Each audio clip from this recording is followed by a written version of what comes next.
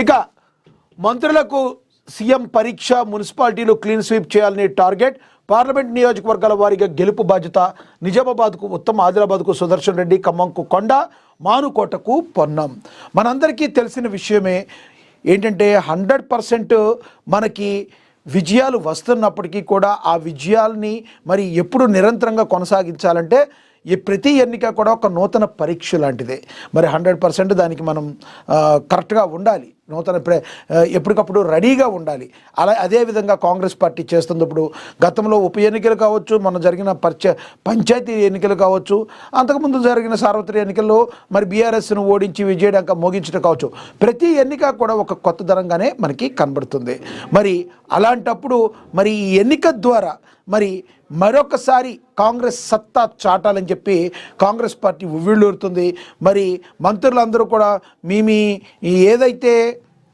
బాధ్యతలు ఉన్నాయో వాటిని నిర్వర్తించాలని ముఖ్యమంత్రి దిశానిర్దేశం చేశారు.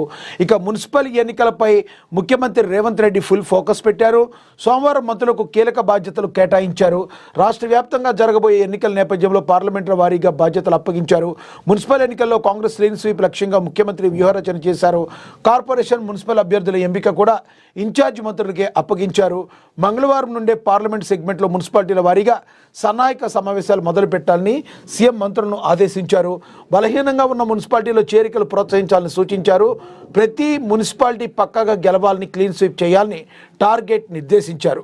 ఏప్రిల్ తర్వాత పునర్వ్యవస్థీకరణ నేపథ్యంలో ఈ ఫలితాలు కూడా ప్రామాణికంగా తీసుకునే అవకాశాలున్నాయి.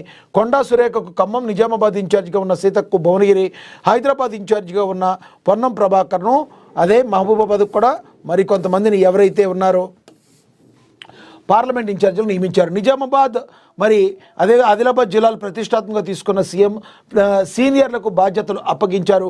ఖమ్మం ఇన్ఛార్జిగా మంత్రిగా ఉన్న శ్రీహరి నాగర్ కర్నూలు పార్లమెంట్ ఇన్ఛార్జిగా నియమించారు. స్థానిక పరిస్థితులపై అవగాహన ఉన్న శ్రీహరిని ఇన్ఛార్జిగా నియమిస్తే మంచి ఫలితాలు వస్తాయని సీఎం వ్యూహాత్మక బాధ్యతలకైతే అప్పజెప్పారు.